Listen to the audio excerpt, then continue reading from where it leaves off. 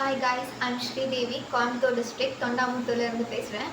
நாங்கள் வந்து middle class family தான். அப்பா நிறையா பிஸ்னஸ் பண்ணிட்டு இருந்தார், வெஜிடபிள் ஹோல்சேலராக இருந்தார். அதனால நிறைய மெடிக்கல் இஷ்யூஸ் தான் இருந்தது. அதிகமாக ட்ராவலிங்லாம் பண்ண வேணாம்னு சொல்லிட்டாங்க. அந்த டைமில் என்னோட டியூஷன் மேம் சார் இன்ட்ரடியூஸ் பண்ணதான் வந்து மைவி த்ரியாட்ஸ். நாங்கள் ஒரு 1.5 இயர்ஸாக இந்த கம்பெனி தான் ரன் பண்ணிகிட்ருக்கோம். அப்பா அம்மா இதில் தான் வந்து ஏர்ன் பண்ணிகிட்ருக்காங்க. எனக்கும் கம்பெனியில் ரொம்ப இன்ட்ரெஸ்ட்டாக இருந்தது. எப்படா வந்து நம்மளும் இதில் ஜாயின் பண்ணுவோம் அப்படின்னு சொல்லிட்டு. இப்போ தான் என்னோடய பர்த்டே முடிஞ்சுது.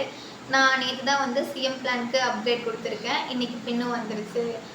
மைவி 3 சிகரங்கள்னு சொல்லிட்டு ஸ்டோர்ஸும் வச்சுருக்கோம். ப்ராடக்ட்டு நிறைய பேர் வந்து ப்ராடக்ட் யாருமே வந்து வாங்குறதில்ல. வர்றீங்க, அமௌண்ட்டு வருமா வராதா அந்த மாதிரி தான் கேட்குறீங்களோ தவிர ப்ராடக்ட் வாங்க மாட்டேங்கிறீங்க. அதெல்லாம் அமௌண்ட்டு வரும், ப்ராடக்ட் வாங்குங்கன்னு சொன்னாலும் வந்து ஃபஸ்ட்டு அமௌண்ட்டு வரட்டுங்க, அப்புறம் ப்ராடக்ட்லாம் வாங்கிக்கலாம் அப்படிங்கிறீங்க.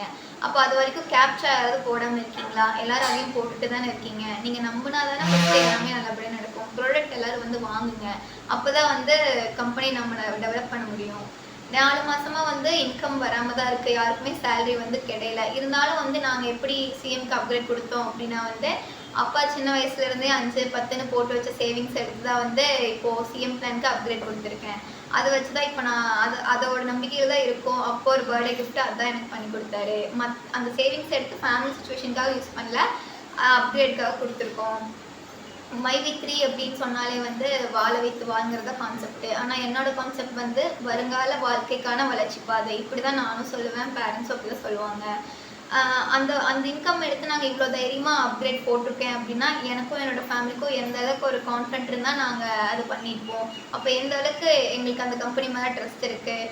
வெளியே இருக்கிறவங்க என்ன சொன்னாலும் உள்ள கம்பெனிக்குள்ளே இருக்கிற மெம்பர்ஸ் நம்ம தான் ஒரு அண்டர்ஸ்டாண்டிங்காக இருக்கணும். வெளியே சொல்கிறவங்ககிட்டையும் நம்ம தான் புரிஞ்சு பேசணும். ஆனால் உள்ளே இருந்துகிட்டே நம்மளே வருமா வராதா அப்படின்னு சொல்லிட்டு புரியாமல் நிறைய பேர் இருக்காங்க.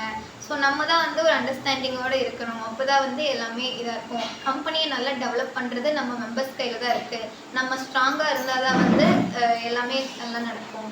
இப்போ கம்பெனி வேறு நம்ம வேறு இல்லை. நம்ம தான் கம்பெனி, கம்பெனி தான் நம்ம ஃபஸ்ட்டு கம்பெனி நம்பலை அப்படின்னா நம்ம நம்பலன்னு அர்த்தம்.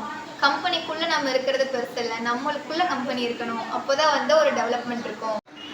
நம்மளுக்கு யாரோட சப்போர்ட்டும் தேவையில்லைங்க. நம்மளுக்கு நம்மளோட சப்போர்ட் இருந்தால் போதும். நம்ம கடவுளோட சப்போர்ட்டும் நம்மளுக்கு அதிகமாகவே இருக்கும். அவர்கள் லட்சியம் வெல்வது நிச்சயம். வாழ்த்துக்கள். நன்றி.